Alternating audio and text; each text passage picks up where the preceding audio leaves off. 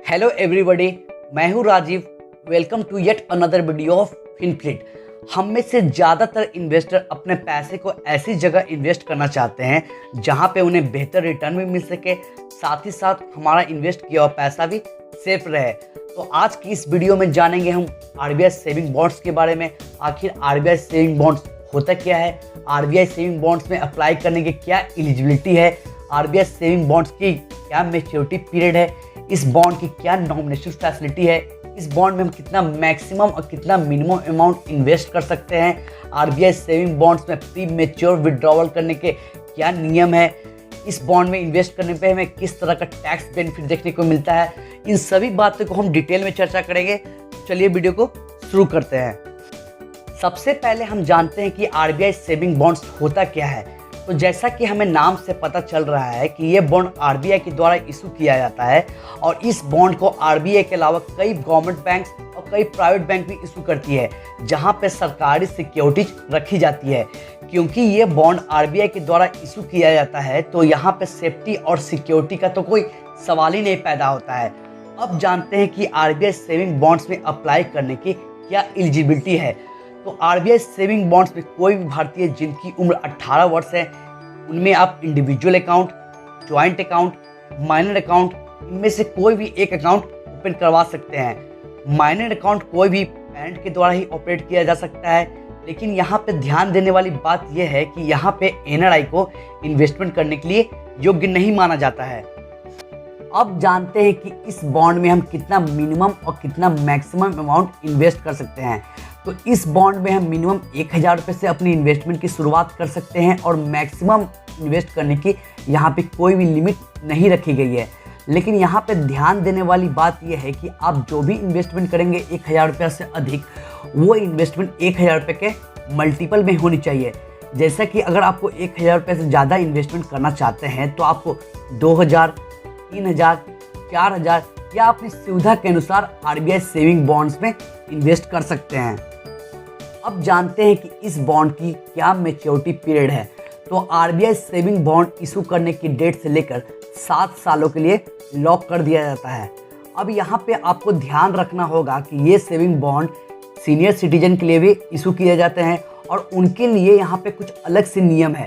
तो इन saving bonds को हम 7 साल से पहले पैसे नहीं निकाल सकते हैं, लेकिन कुछ कंडीशन में हम प्री मैच्योर विड्रॉवल कर सकते हैं।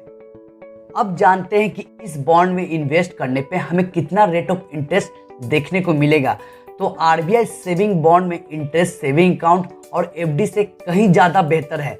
फिलहाल आरबीआई सेविंग बॉन्ड्स का इंटरेस्ट रेट 7.15% चल रहा है, जो सेमी एनुअल पेड होता है, यानी कि इसमें आपको जो भी इंटरेस्ट मिलता है वो हर 6 महीने में, यानी कि 30 जून और 31 दिसंबर को आपके बैंक अकाउंट में क्रेडिट कर दिया जाता है। अगर हम पोस्ट ऑफिस स्कीम की बात करें तो पोस्ट ऑफिस स्कीम में सबसे ज़्यादा इंटरेस्ट देखने को मिलता है, लेकिन आरबीआई सेविंग बॉन्ड में इंटरेस्ट रेट पोस्ट ऑफिस से भी अच्छा मिलता है। अगर हम पोस्ट ऑफिस की एनएससी स्कीम की बात करें तो उससे 0.35% ज़्यादा मिलता है और इसी तरह किसान विकास पत्र से भी हमको ज़्यादा इंटरेस्ट देखने को आरबीआई सेविंग बॉन्ड्स में मिलता है।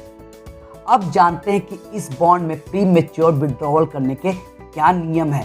तो जैसा कि मैंने आपको वीडियो की शुरुआत में ही बताया था कि इस बॉन्ड में आपका पैसा 7 सालों के लिए लॉक कर दिया जाता है, यानी कि आप 7 साल से पहले इस बॉन्ड में अपना पैसा नहीं निकाल सकते हैं। लेकिन अगर आप सीनियर सिटीजन हैं और आपने इस बॉन्ड में इन्वेस्ट किया है तो आपके लिए प्री मैच्योर विड्रॉवल अलाउ होता है, लेकिन इसके कुछ कंडीशन है। अगर आपकी उम्र 60 साल से लेकर 75 साल के बीच में है तो आप पैसा को 6 साल में ही निकाल सकते हैं। सेकेंड, अगर आपकी उम्र 70 साल से लेकर 80 सालों के बीच में है तो आप अपने पैसे को 5 साल के भीतर निकाल सकते हैं। थर्ड, अगर आपकी उम्र 80 साल से अधिक है तो आप अपने पैसे को 4 साल के बाद ही निकाल सकते हैं। तो प्री मैच्योर विड्रॉवल केवल सीनियर सिटीजन के लिए ही उपलब्ध है, लेकिन आपको यह बात ध्यान रखनी होगी कि प्री मैच्योर विड्रॉवल पर आपको 50% तक की पेनल्टी देनी होती है। इसका मतलब यह है कि अगर आप आरबीआई सेविंग अकाउंट से प्री मैच्योर विड्रॉवल करते हैं तो उस पर आपको 50% तक पेनल्टी देनी पड़ेगी, लेकिन 50% की पेनल्टी उस पर लगेगा जो 6 महीने का इंटरेस्ट था। इसके अलावा अगर किसी बॉन्ड होल्डर की डेथ हो जाती है तो वो बॉन्ड बंद नहीं होता है, बल्कि वो बॉन्ड उसके नॉमिनी के अकाउंट में ट्रांसफ़र हो जाता है और वहीं से कंटिन्यू होता है। अब जानते हैं कि आरबीआई सेविंग बॉन्ड्स में नॉमिनेशन की क्या फैसिलिटी है। तो आरबीआई सेविंग बॉन्ड्स में हमको नॉमिनेशन करने की भी फैसिलिटीज दी जाती है। इसमें अगर कोई सिंगल अकाउंट होल्डर है या फिर जॉइंट अकाउंट होल्डर है, दोनों ही केस में आरबीआई सेविंग बॉन्ड्स में अपने नॉमिनी को ऐड कर सकते हैं। अब जानते हैं कि इस बॉन्ड में इन्वेस्ट करने पे हमें किस तरह का टैक्स बेनिफिट देखने को मिलता है। तो यहाँ आपके लिए एक बैड न्यूज़ है, यहाँ पे आपको किसी प्रकार के इन्वेस्टमेंट पे आपको टैक्स बेनिफिट देखने को नहीं मिलता है। इसमें आपको जो भी इंटरेस्ट मिलता है वो इंटरेस्ट अमाउंट टैक्सेबल होता है और ये टैक्स हमारे टैक्स स्लैब पर डिपेंड करता है। अगर हम किसी टैक्स स्लैब में नहीं आते हैं तो हमें किसी प्रकार का टैक्स नहीं देना होगा। अगर हम किसी टैक्स स्लैब में आते हैं तो हमारा इंटरेस्ट इनकम में ऐड हो जाएगा और उस पर हमें टैक्स देना पड़ेगा। अब चलते हैं सबसे इम्पॉर्टेंट पॉइंट की तरफ कि आरबीआई सेविंग बॉन्ड्स को हम कैसे खरीद सकते हैं। तो आरबीआई सेविंग बॉन्ड्स को हम किसी भी नेशनल बैंक और पब्लिक सेक्टर बैंक्स में जाकर अप्लाई कर सकते हैं। इसके लिए हम एप्लीकेशन ऑनलाइन या ऑफलाइन किसी भी तरीके से दे सकते हैं और इसके लिए डॉक्यूमेंट की ज़रूरत पड़ती है, जैसे कि फ़ोटो, आधार कार्ड, पैन कार्ड इत्यादि। तो इन सिंपल स्टेप्स के जरिए हम आरबीआई सेविंग बॉन्ड्स में अप्लाई कर सकते हैं।